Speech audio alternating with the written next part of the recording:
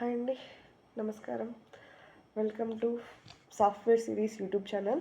ఈరోజు టాపిక్ ఏంటంటే, చాలామంది రియల్ లైఫ్లో చూస్తున్నాం కదా, వాళ్ళ లైఫ్ వాళ్ళ పిల్లలు హ్యాపీగానే ఉంటారు. బట్ వాళ్ళు భూమి మీదకి వచ్చిన వాళ్ళనే మర్చిపోతున్నారు. లైక్ పేరెంట్స్ని మర్చిపోయి పేరెంట్స్ని బాధపెట్టి మీరు ఏం సుఖపడాలనుకుంటున్నారు, మీరు సొసైటీకి ఏం మెసేజ్ ఇద్దామనుకుంటున్నారు. అండ్ ఇప్పుడున్న వాళ్ళు జెన్స్ కిడ్స్ కదా. సో, ఒకటి గుర్తుపెట్టుకోండి, రిఫ్లెక్షన్ అనేది వెరీ ఫాస్ట్‌గా వస్తుంది compare to old generation. Old జనరేషన్‌లో భయపడేవాళ్ళు, రెస్పెక్ట్ ఇచ్చేవాళ్ళు. ఇఫ్ ఇన్ కేస్ వాళ్ళకి మనసులో ఉన్న బయట చెప్పాలంటే కొంచెం భయము, బెరుకు ఇవన్నీ ఉండేవి. బట్ ఇప్పుడు ఏం లేదు. నువ్వు ఏం చేసావో దానికి 100కి 1000% ఇస్తున్నారు. ఇప్పుడు నువ్వు పేరెంట్స్‌ని మాట్లాడలేదు, చూడట్లేదు అంటే రేపు పొద్దున నీ పిల్లలే సొసైటీ అడగాల్సిన పని లేదు.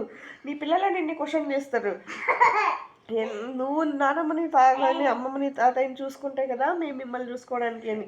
అప్పుడు రేపు పొద్దున ముఖం మీరు ఎక్కడ పెట్టుకుంటారు చెప్పండి. సో ఆ సిచ్యువేషన్ రాకముందే మీరు మీ పిల్లలకి కొంచెం ఎథిక్స్ నేర్పించి, ఏంటి అసలు పెద్దవాళ్ళు ఇప్పుడు ఉన్నవాళ్ళు ఎట్లా అంటే లైక్ ఇండిపెండెంట్గా ఉండాలి. కానీ ఒక లిమిట్ అంటుంటుంది.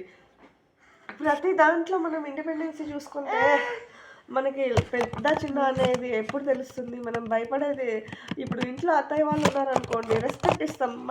కొన్ని సిచ్యువేషన్స్ వాళ్ళ కంట్రోల్లో ఉంటాయి. అది చాలా అవసరం ఈ జనరేషన్కి.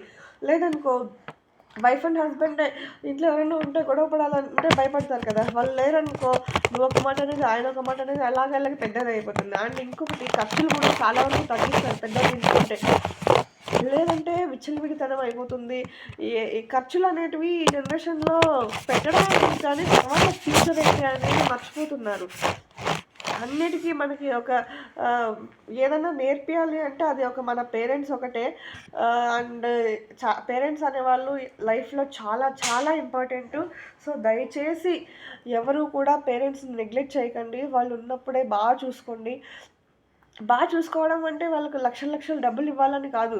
వాళ్ళు అట్లీస్ట్ 3 పూట్ల సరిగ్గా తింటున్నారా, వాళ్ళ ఆరోగ్యం బాగుందా, రోజు ఫోన్ చేసి పలకరించండి. వీలైతే నెలకొకసారి వెళ్ళి మాట్లాడండి. అండ్ ఇంకోటి, యూఎస్లో ఎవరైనా ఫారిన్లో ఉన్న వాళ్ళు అనొచ్చు, మేము నెలకొకసారి రావాలంటే మేము సంపాదించింది మొత్తం ఫ్లైట్ టికెట్స్కి అయిపోతుంది అని. Not like that. మీకు ఛాన్స్ ఉండే వాళ్ళ గురించి చెప్తున్నా. ఛాన్స్ లేనప్పుడు అట్లీస్ట్ వీడియో కాల్స్లోనో ఫోన్స్లోనో కమ్యూనికేట్ చేసుకొని పేరెంట్స్ని కొంచెం మేమున్నాం మీకు అనే భరోసా ఇస్తే చాలండి. ఇంకొకటి, మీరు డబ్బులు వాళ్ళకి ఇచ్చినా వాళ్ళు దాన్ని ఏం వేస్ట్ చేయరండి. అది వాళ్ళు 10 రూపాయలు 100 రూపాయలు ఇచ్చారు, అదే 100 రూపాయలు ఇచ్చారనుకోండి, ఓ 10 రూపీస్ వాళ్ళు వాడుకొని ఇంకా 90 రూపీస్ మన కోసమే ఖర్చు పెడతారు. అది పేరెంట్స్ అంటే.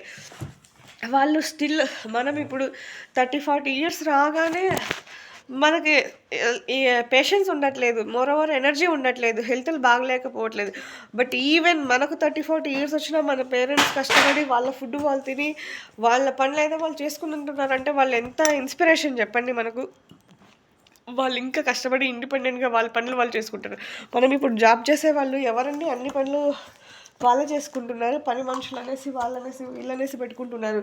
అదే మన అమ్మోళ్ళు పొలం పనులు చూసుకొని పిల్లల్ని చూసుకొని అన్నీ చూసుకునేవాళ్ళు. బట్ ఇప్పుడు సిచ్యువేషన్స్ వేరు, వర్క్ ప్రొఫైల్స్ మారిపోయాయి, వర్క్ ప్రెజర్స్ మారిపోయాయి, మనం తినే ఫుడ్ మారిపోయింది, లివింగ్ నేచర్ మారిపోయింది, అన్నీ మారిపోయినాయి. సో కాబట్టి ఇప్పుడు మనం ఆప్ట్ అయిపోయినాం అన్నిటికీ. టెక్నాలజీ ఎంత డెవలప్ అవుతుందో అంత హెల్త్ దెబ్బతింటుంది అనేది గుర్తుపెట్టుకుంది. ఈవెన్ మొబైల్స్ ఫోన్స్ రావడం కావచ్చు, లేదా వేరే ఏదైనా రావచ్చు. ఇప్పుడు మనకు ఇంతకుముందు పేరెంట్స్ లైఫ్ స్పాన్ ఎలా ఉంటుందంటే మ్యాక్సిమం 60-90 ఇన్ బిట్వీన్ ఉండేది. 70-90 ఇన్ బిట్వీన్ ఉండేది. ఇప్పుడు 50-60 అని చెప్పేస్తున్నారు. బికాజ్ ఆఫ్ మనం ఆప్ చేసుకునే లైఫ్ స్టైల్ అట్లా ఉంటుంది. ఫుడ్ కావచ్చు, మనం బిహేవియర్ కావచ్చు, మెయిన్ ఫుడ్ కల్తీ. ఇప్పుడు ఆయిల్ కల్తీ, రేషన్స్ కల్తీ, ప్రతిదీ కల్తీ కదా. సో అట్లాంటప్పుడు ఇంకా మెయిన్ వాటన్నిటికంటే మించింది ఇప్పుడు కొత్త లైఫ్ సైకిల్, ఈఎంఐలకు అలవాటు ఉంటారు కదా, అది పెద్ద టెన్షన్. ఇంతకుముందు ఉన్న దాంట్లో హ్యాపీగా ఉండేవాళ్ళు, ఎంత సంపాదిస్తే అంత దానికి తగ్గట్టు ఉండేవాళ్ళు. ఇప్పుడు ఏంటంటే కొంచెం లగ్జరీనెస్ పెరిగేసి ఒకరిని చూసి ఒకరు అదేమో అంటారు చూడి జుట్టు ఉండే వాళ్ళు ఎన్ని రకాలైన వేసుకుంటారు. అట్లా ఉండే వాళ్ళని చూసి లేకుండా వాళ్ళందరూ కూడా అలా పెట్టుకోవడం అనేది నాట్ కరెక్ట్. ఎవరెవరి సేవింగ్స్ ఎవరెవరి ఎర్నింగ్స్ తగ్గట్టు అంతలోనే ఉంటే బెటర్.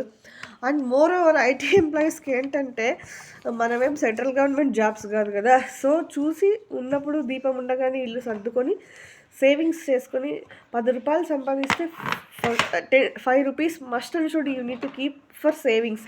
అది మీకు కావచ్చు, పిల్లలు కావచ్చు, పేరెంట్స్ కావచ్చు, ఏదైనా సరే 5 రూపీస్ అయితే పక్కన పెట్టాలి.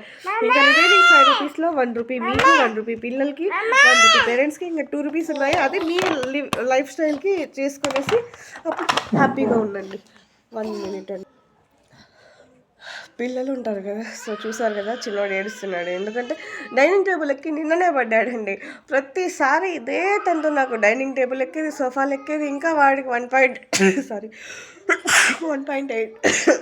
మంత్స్. మండే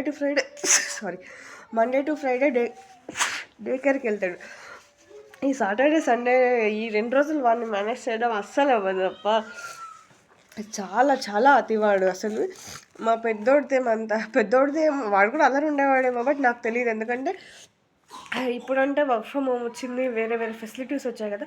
అప్పుడు నాకు వర్క్ ఫ్రమ్ హోమ్ ఆప్షన్ లేదు. సో మా పెద్దోడిని దాదాపు కరోనా వచ్చేంత వరకు కూడా మా అమ్మ వాళ్ళ ఇంట్లోనే వదిలేశాను. కరోనా వచ్చినప్పుడు ఇంక వర్క్ ఫ్రమ్ హోమ్ ఎప్పుడైతే స్టార్ట్ అయిందో అప్పుడు నేను మా పెద్దోడిని తెచ్చుకున్నాను ఇక్కడికి. ఇప్పుడు 2 పిల్లలు మాతోనే ఉంటున్నారు. ఒక్కొక్కసారి మా పేరెంట్స్ స్టిల్ మీరు సాకితే కదా మీకు పిల్లల వాల్యూ తెలుస్తుంది అని అంటుంటారు. అది మా ఆయనకు నచ్చదు. ఇంకా ఎంత కష్టమైనా మనమే చూసుకుందాం అనేసి రెండవని ఈవెన్ డెలివరీకి పంపించలేదు, డెలివరీ అయిన తర్వాత కూడా పంపించలేదు. ఇప్పుడు కూడా ఎప్పుడైనా వెళ్తే 2 రోజులు ఉండడం, మళ్ళీ వెంటనే మాతో పాటే మా ఆయన వస్తారు, మా ఆయనతో పాటే మేము కూడా రిటర్న్ వచ్చేస్తాం. ఎక్కువ రోజులు ఎక్కడ పెట్టాడు. ఎందుకంటే మా పెద్దోడిని ఫ్యామిలీ సిచ్యువేషన్స్ వల్ల మేము అక్కడ మా అమ్మ వాళ్ళ ఇంట్లో పెట్టాల్సి వచ్చింది. స్టిల్ ఇప్పటికీ అది మాకు ఒక రిగ్రెట్ లానే ఉంటుంది. మా పేరెంట్స్ అప్పుడప్పుడు అంటుంటారు, మీరు పిల్లల్ని పెంచితే తెలుస్తుంది ఆ వాల్యూ అనేసి. అందుకని మా ఆయన ఓకే, మన పిల్లల్ని మనమే ఎంత కష్టమైనా పర్లేదు, మన పిల్లల్ని మన దగ్గరే పెట్టుకుందాం, మనమే చూసుకుందాం, రేపు పొద్దున్న వాళ్ళతో ఆ మాట అనిపించుకోవాల్సిన పని లేదు అనేసి పంపించట్లేదు. బాగా చూసుకుంటున్నారు. మెయిన్ వాళ్ళు బాగా చూసుకుంటున్నారు ఇన్ ద సెన్స్ మనం అడ్జస్ట్ అవ్వాలి, మనం కాంప్రమైజ్ అవ్వాలి. అట్లనేసి ఇంకా అసలు ఏం లేదని కాదు. కొన్ని ఫ్యామిలీ సిచ్యువేషన్స్, ఫ్యామిలీ అండర్స్టాండింగ్స్ అనేది చాలా ఇంపార్టెంట్. ఎంత వెల్ సెటిల్డ్ అయినా ఏదో ఒక సిచ్యువేషన్లో కాంట్రవర్సీస్, గొడవలు ఉంటాయి. బట్ అడ్జస్ట్మెంట్స్ అనేది చాలా ఇంపార్టెంట్. ఒకేసారి వైఫ్ అండ్ హస్బెండ్ ఇద్దరు రైజ్ అయ్యారు అనుకోండి, గొడవ పెద్దది అయిపోతుంది. హస్బెండ్ అరిచినప్పుడు వైఫ్ సైలెంట్గా ఉన్నారు, వైఫ్ వచ్చినప్పుడు హస్బెండ్ సైలెంట్గా ఉన్నారు.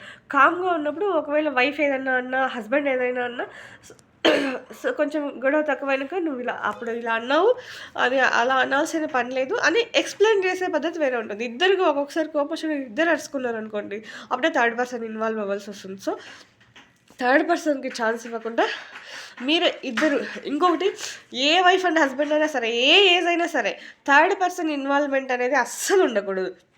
అది గుడ్ అయినా సరే, బ్యాడ్ అయినా సరే, వైఫ్ అండ్ హస్బెండ్ కొట్టుకోండి, మళ్ళీ ఒకటవ్వండి. అంతేగాని మీ ఇష్యూస్ తీసుకెళ్ళి థర్డ్ పర్సన్కి చెప్పారండి, దానికంటే ఘోరం ఇంకొకటి ఉండదు. అసలు అట్లాంటి పనులు మాత్రం చేయకండి.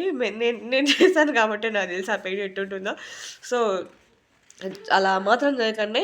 హస్బెండ్ ఒక మాట అన్నాడా, ఒక గంట సేపు ఏడ్చు, లేదా ఒక రోజంతా ఏడ్చు, అది నీ దగ్గర పెట్టుకో, వేరే వాళ్ళకి మాత్రం చెప్పకు. ఏడ్చే అంత సీన్ ఉండదు, అంతంత పెద్దవేమంటారు. బట్ లేడీస్ కొంచెం సెన్సిటివ్గా ఉంటాం కాబట్టి అప్పుడు ఆ సిచ్యువేషన్లో ఆ మినిట్లో అట్లా అనిపిస్తుంది అంతే. వాళ్ళు కూడా వర్క్, ఫ్యామిలీ, ఫైనాన్షియల్, వాళ్ళ పేరెంట్స్, వాళ్ళ ఇన్లాస్ అన్నీ తట్టుకుని మళ్ళీ మన పిల్లలు, మెయిన్ వర్క్ ప్రెషర్ ఎంత ఉంటుంది అన్నీ చూసుకుని ఏదో ఒక మాట అన్నప్పుడు మనం అడ్జస్ట్ అవ్వాలి. ఎందుకంటే ఫ్యామిలీ అంటేనే అడ్జస్ట్మెంట్స్, హ్యాపీనెస్ కావాలనుకుంటే అడ్జస్ట్మెంట్, కాంప్రమైజెస్ కావాల్సిందే ఎవరైనా.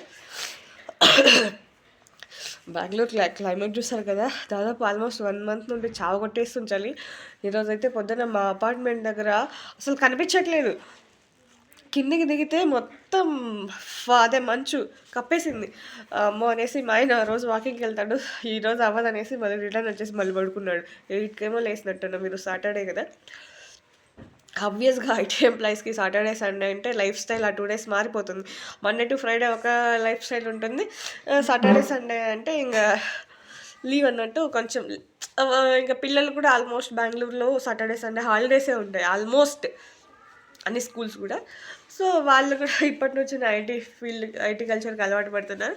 So, everything will be manageable on Saturday, Sunday. But Monday to Friday అలా కాదు. పిల్లలు రెడీ చేయాలి, వాళ్ళ క్యారీ బ్యాగులు, మనం ఆఫీస్‌కెళ్ళాలి, మన లంచ్ బ్యాగులు మనం తినాలి.